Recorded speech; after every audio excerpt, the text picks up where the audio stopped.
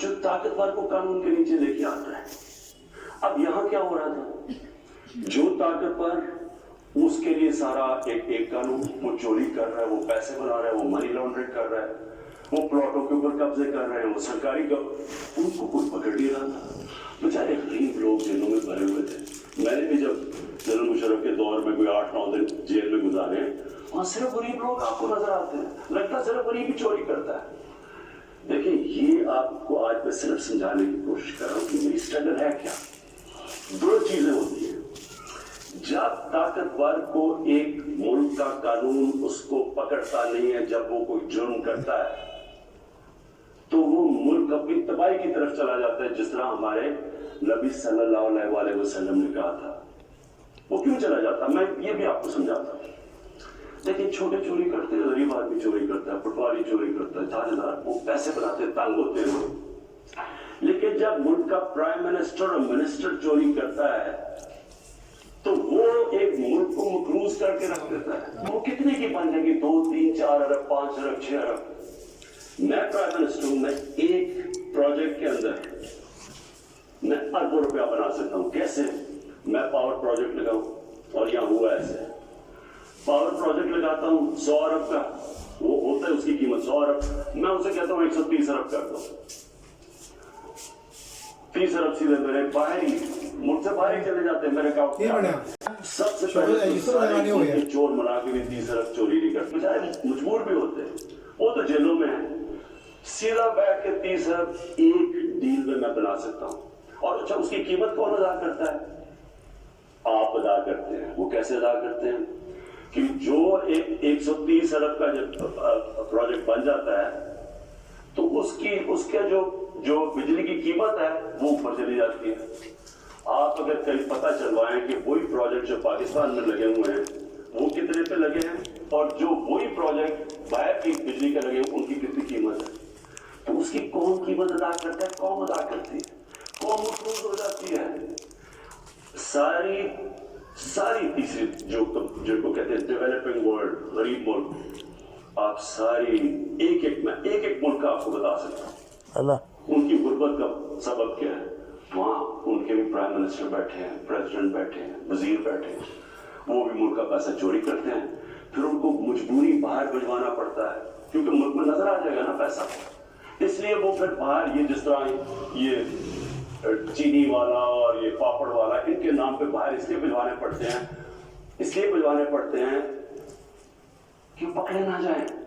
अब जब वो पैसा बाहर जाता है, वो दुगना मुल्क को नुकसान हो जाता है।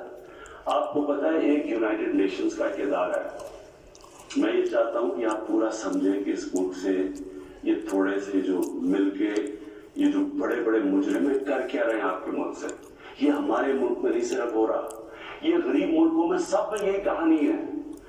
जो एक इदारा है उसको कहते हैं फैक्ट-आई, ये यूनाइटेड नेशंस का इदारा है। ये क्या करता है, ये पूरी तरह रिसर्च करता है कि गरीब मुल्कों से पैसा अमीर मुल्कों में कितना पैसा जाता है, या ऑफशोर अकाउंट्स में कितना जाता है, या बड़े बड़े लंदन और न्यूयॉर्क में बड़े बड़े गरीब मुल्कों से लोग जो घर खरीदते हैं, वो उसकी सर्वे करता है।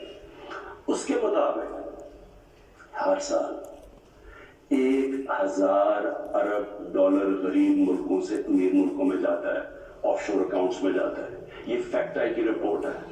आपको पता है हमारा सारा 22 करोड़ लोगों का बजट कितना है? मुश्किल से 60 अरब है। हम 22 करोड़ लोग जो है, हमारा सारा बजट 60 अरब है, तो 1000 अरब गरीब मुल्कों से जाता है। 10 साल पहले रिपोर्ट आई थी, पाकिस्तान से 10 अरब डॉलर मनी लॉन्ड्रिंग होकर मुल्क से बाहर जाता है। तो ये हो क्या रहा है, गरीब मुल्कों से पैसा जा रहा है अमीर मुल्कों में, गरीब मुल्क गरीब होते जा रहे हैं, गरीब मुल्कों और अमीर मुल्कों में फासले बढ़ते जा रहे हैं।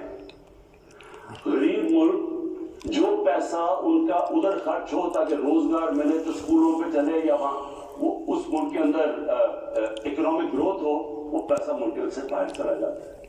तो जो प्राइम मिनिस्टर और वजीर जब करप्शन करते हैं, वो मुल्क को मकरूज कर देते हैं, कर्जे चढ़ जाते हैं। वो कर्जे उतारने के लिए टैक्स लगाने पड़ते हैं, टैक्स से महंगाई होती है, महंगाई से गुर्बत होती है। दूसरा, जब वो डॉलर बाहर भेजते हैं, रुपए पे प्रेशर पड़ता है, जब रुपया गिरता है बाहर से सारी चीजें फिर महंगी हो जाती है। तो ये जो मेरी स्ट्रगल है, इसका मकसद क्या था?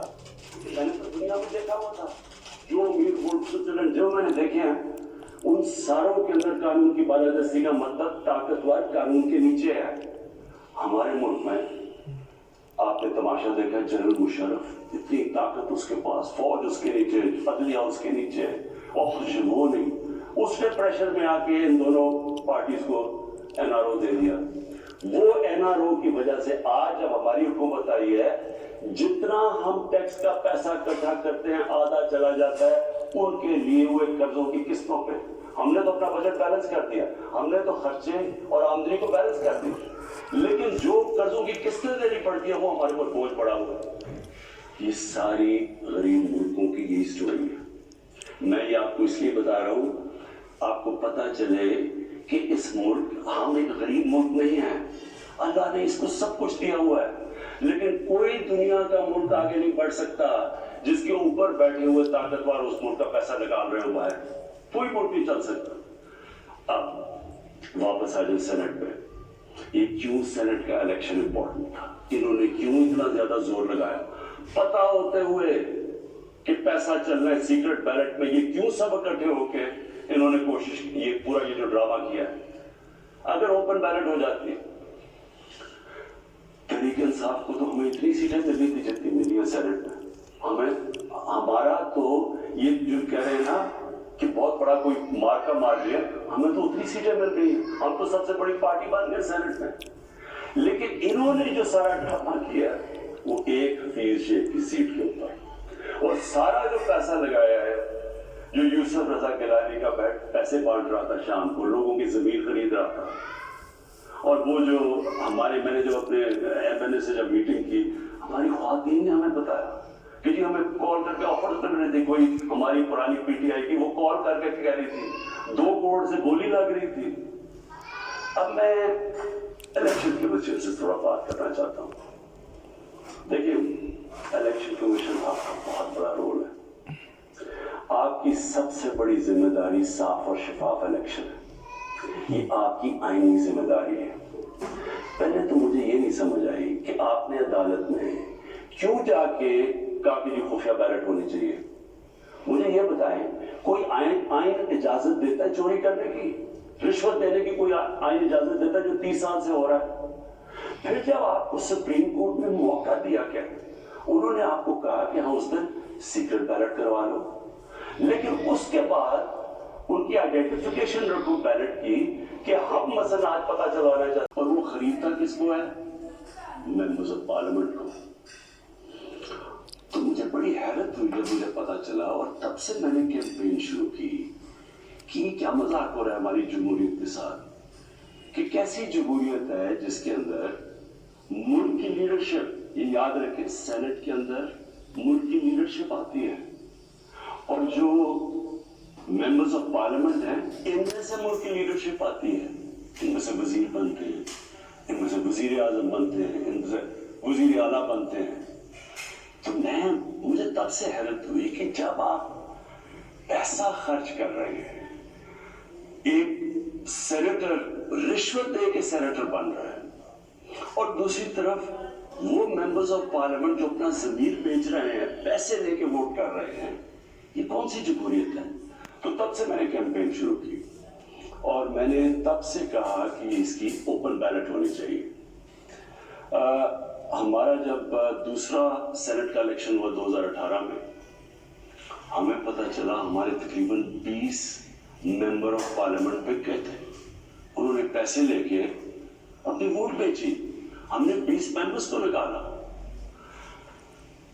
लेकिन फिर मैंने देखा कि ये सिर्फ मैं नहीं कह रहा, ये दोनों मेन पार्टीज, इन्होंने चार्टर ऑफ डेमोक्रेसी में, पीपल्स पार्टी और नून लीग ने चार्टर ऑफ डेमोक्रेसी में साइन किया कि ओपन बैलेट होना चाहिए, क्योंकि सेनेट के इलेक्शन में पैसा चलता है। और फिर बाद में भी इनकी स्टेटमेंट्स आई, इनके पीएमएल के पार्टी लीडर ने भी स्टेटमेंट दी, उसकी भी आई, इनके सीनियर, इनके जो ऑफिस बेयर्स है उनकी स्टेटमेंट्स आई। تو جب یہ سینٹ الیکشن کے اوپر یہ آ رہا تھا, ہم نے پارلیمنٹ میں اپنا بل بھی پیش کیا کہ اوپن بیلٹ ہونا چاہیے. ہم نے پھر جب دیکھا کہ نہیں ہو رہا تو باقی پارٹیز جو کہ کہہ بیٹھی تھی کہ اوپن بیلٹ ہونا چاہیے, جب انہوں نے ہماری حمایت نہیں کی تو ہم سپریم کورٹ میں گئے. سپریم کورٹ میں پورا کیس ہوا. اس کیس کے اندر ججز صاحبان نے بار بار پوچھا کہ پیسہ چلتا ہے, اور اس کے دوران ایک ویڈیو نکلائی جو 2018 میں سینٹ الیکشن میں ایم پیز پیسے لے رہے تھے, وہ ویڈیو بھی نکلائی. یعنی کسی کو کوئی شک نہیں تھا. پھر جب یہ عدالت کے اندر, سپریم کورٹ کے اندر جب اس کی بات چیت چل رہی تھی تو الیکشن کمیشن نے اوپن بیلٹ کے خلاف کی, اور سپریم کورٹ بار بار کہتا رہا کہ آپ کی ذمہ داری ہے صاف اور شفاف الیکشن کروانے کی. اور وہ ساری پارٹیز, ایک پی ڈی ایم کی پارٹی, سب اکٹھی ہو گئی. سب نے اکٹھے ہو کے کہا کہ نہیں سیکرٹ بیلٹ ہونی چاہیے, جبکہ ماضی میں یہ خود کہتے رہے کہ اوپن بیلٹ ہونی چاہیے. اب میں آپ سب سے یہ سوال پوچھتا ہوں کہ آپ کا کیا خیال ہے کہ کیا وجہ تھی کہ یہی پارٹیز پہلے چاہتی تھی کہ سیکرٹ اوپن بیلٹ ہونی چاہیے, اب کیوں یہ ساروں نے زور لگایا کہ سیکرٹ بیلٹ ہونی چاہیے؟ یہ جمہوریت کے خلاف ہے, یہ آئین کے خلاف ہے.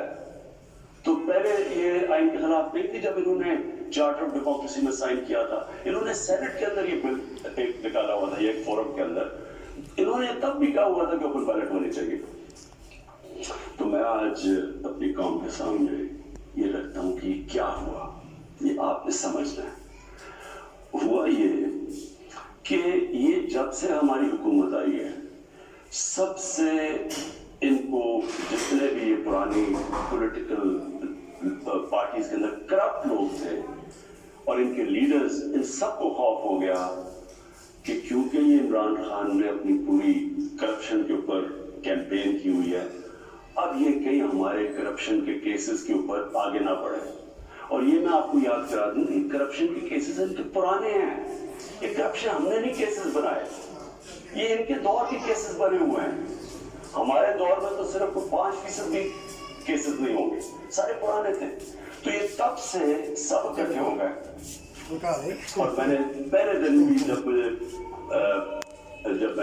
گورنمنٹ میں آیا, میں نے پہلے دن کا اپنے پہلے خطاب میں کہ سب اکٹھے ہو جائیں گے, سب جمہوریت کے نام پہ شور مچائیں گے.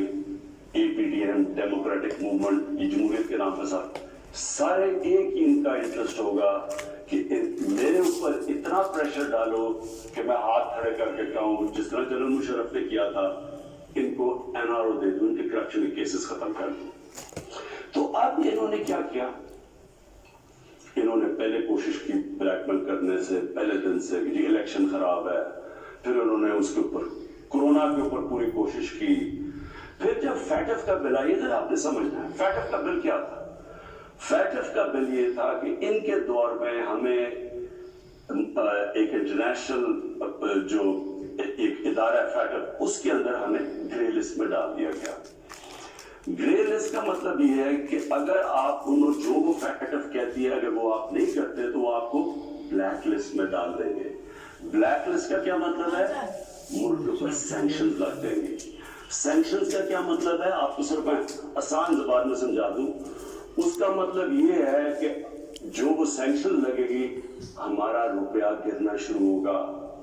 اور ہمارا روپیہ کتنا گرتا ہے یہ کوئی کہہ نہیں سکتا, لیکن جب روپیہ گرتا ہے آپ سمجھ جائیں کہ اس وقت مہنگائی بڑھ جاتی ہے. کیونکہ ساری چیز جب روپیہ گرتا ہے, جو چیز آپ باہر سے منگواتے ہیں مہنگی ہو جاتی ہے, جس کے اندر تیل ہے, بجلی ہے, کیونکہ بجلی بھی تیل کے اوپر آدھی بنتی ہے, پھر ڈالر کے کانٹریکٹس ہیں, پھر دالیں ہیں وہ 70% باہر سے, پھر گھی باہر سے آتا ہے, پھر گندم بھی ہمیں باہر سے منگوانی پڑی. تو جو بھی چیز باہر سے آتی ہے, ٹرانسپورٹ, تیل, سب مہنگی ہو جاتے ہیں. تو اگر فیٹف کی بلیک لسٹ میں آتی ہے لوگوں کو یا تو غربت پھیلنی ہے, تو ہم فیٹف کے لیے جو قانون نکالنا چاہتے تھے, جو فیٹف نے ہمیں کہا قانون نکالنا تھا فیٹف کا, ان سب نے مل کے ایک ہمارے پاس ایک این آر او کا ایک दे दिया जी कि जी ये नैब के ये चेंजेस करें, मतलब कि नैब को खत्म कर दे, तब हम फैटफ का बिल साइन करेंगे। फैटफ मुल्क के लिए नैब का उससे क्या ताल्लुक है? सिर्फ और सिर्फ कहने की कोशिश, इनका वन पॉइंट एजेंडा है कि किसी तरह मुझे प्रेशर कर दे कि मैं किसी तरह ब्लैकमेल करें कि इनको एनआरओ दे दूं। अब आप समझे कि इन्होंने ये क्यों किया? क्यों ये जो पहले कह रहे थे, सब कह रहे थे कि सेनेट के इलेक्शन में पैसा चलता है और ओपन बैलेट होनी चाहिए, और अब क्यों सब इकट्ठे हो गए? सुप्रीम कोर्ट में जाके सबने इकट्ठे जोर जोर से कहा कि नहीं जी हमें सीक्रेट बैलेट चाहिए, खुफिया बैलेट चाहिए। उसकी वजह ये थी, इन्होंने ये प्लान किया कि ये जो हमारा इलेक्शन था हफीज शेख का और यूसुफ रजा गिलानी का, इसमें इन्होंने पूरा पैसा जमाना। हफीज शेख ने हारना था तो उससे क्या सामने आना था कि जी इमरान खान की पार्लियामेंट के अंदर मेजॉरिटी खत्म होगी, और मेजॉरिटी खत्म, हालांकि वोट ऑफ नो कॉन्फिडेंस तो नहीं है, लेकिन जब ये एक दफा आ जाए कि जी इमरान खान के मेंबर उधर जा सकते हैं और इनके मेंबर ज्यादा हो गए हैं, यानी हमारे मेंबर इनके साथ चले गए, इसका मतलब कि अगला स्टेप ये वोट ऑफ नो कॉन्फिडेंस ले आए। तो असल मकसद ये था कि वोट ऑफ कॉन्फिडेंस की तलवार मेरे ऊपर लटकाएं, मुझे ब्लैकमेल करें कि मैं किसी तरह इनको एनआरओ दे। अब मैं बताता हूँ कि आगे मैंने क्या कदम दिए, लेकिन मैं सिर्फ थोड़ा सा अपनी कौम को, क्योंकि मैं ये जरूरी है आप में से कि नौजवान, हमारी नौजवान आबादी, उनको पता नहीं है कि मेरी ये अब 25 साल हो गए, ये स्ट्रगल है क्या, ये क्यों थी। देखिए इमरान खान वो वाहिद पॉलिटिशियन है जिसके पास सब कुछ था पॉलिटिक्स में आने से पहले। मैं वो आदमी हूं जिसको शायद मुल्क में सबसे ज्यादा शोहरत थी, जितना पैसे थे मेरी जिंदगी के लिए बहुत थे, मुझे किसी चीज की जरूरत नहीं थी जब मैं पॉलिटिक्स में आया। मैं आया क्यों पॉलिटिक्स में? हम वो जनरेशन जो पहली, मेरे वालिद, मेरी वालदा एक गुलाम हिंदुस्तान में पैदा हुए थे। मैं पहला पाकिस्तानी जनरेशन था जो आजाद मुल्क में पैदा हुआ था, और हमें अपने मुल्क पे बड़ा फख्र था। जैसे हमारा मुल्क उठता जा रहा था, आज से 50 साल पहले, 55 साल पहले पाकिस्तान की मिसाल दी जाती थी दुनिया में, हमें फख्र होता था। पाकिस्तान का दुनिया के अंदर एक रुतबा था। हमारा जब यहाँ से प्रेसिडेंट बाहर गया तो उसको एयरपोर्ट पे अमेरिकन प्रेसिडेंट मिलने आया, ये और भी छोड़े, यानी हमारी हर तरह एक मुल्क पे एक खूब था, ऊपर जा रहे थे हम। तो आहिस्ता आहिस्ता मैंने अपना मुल्क नीचे आते देखा, और जो 1985 के बाद इस मुल्क में तबाही मिटी, जब से करप्शन ये आसमानों पे गई, नॉन पार्टी बेस्ड इलेक्शन हुआ था, आपको मौका मिले तो वो जरूर पढ़े, क्योंकि वो एक ऐसा जिसे टर्निंग पॉइंट कहते हैं, जिसके बाद हमारी तकदीर बदली, जिसके बाद करप्शन बढ़नी शुरू हुई पाकिस्तान में, जिस वक्त पॉलिटिक्स के अंदर पैसा चलना शुरू हुआ। ये याद रखें 1985 था। तो हम देख रहे थे कि आहिस्ता आहिस्ता पैसा इक़्तिदार में क्यों आ रहे जी, बिजनेसेस चलाने के लिए। प्राइम मिनिस्टर बन रहा है तो फैक्ट्रियां बननी शुरू हो गई, प्राइम मिनिस्टर बनना तो बिजनेसमैन बनना, 7 वजीरों ने पैसा बनाना शुरू कर दिया। 85 के बाद हमारा मुल्क जाना शुरू हुआ नीचे। तो उससे पहले हिंदुस्तान और पाकिस्तान के अंदर मैं आपको फर्क बताऊं, मैं जब क्रिकेट खेल के हिंदुस्तान से पाकिस्तान आता था तो लगता था गरीब तरीन मुल्क से अमीर तरीन मुल्क में आ गया, और आहिस्ता आहिस्ता आहिस्ता हमने चेंज देखा। याद है मैं इसलिए पॉलिटिक्स में आया था, और मेरा मकसद क्या था? देखिए मैंने तो बहुत अपना वक्त बाहर की दुनिया में गुजारा है। मैंने मगरबी ममालिक देखे हैं, मैंने इंग्लैंड के अंदर उनके सारे सिस्टम्स देखे हैं। फर्क क्या है? क्या वजह है कि एक मुल्क ऊपर चला जाता है और दूसरा मुल्क सारे वसाइल के बावजूद नीचे आ जाता है? वो है लफ्ज इंसाफ, कानून की बालादस्ती। नबी सल्लल्लाहु अलैहि वसल्लम ने मदीना की रियासत की बुनियाद किस चीज पे रखी थी? अदल और इंसाफ पे। उन्होंने जब कहा था, और वो अच्छा ये है क्या इंसाफ? कानून की बालादस्ती का मतलब क्या है? मैं चाहता हूं सब नौजवान आप सब समझें, कानून की बालादस्ती का मतलब ये होता है कि ताकतवर और कमजोर एक ही बराबर हो, कानून उनसे एक तरह करे।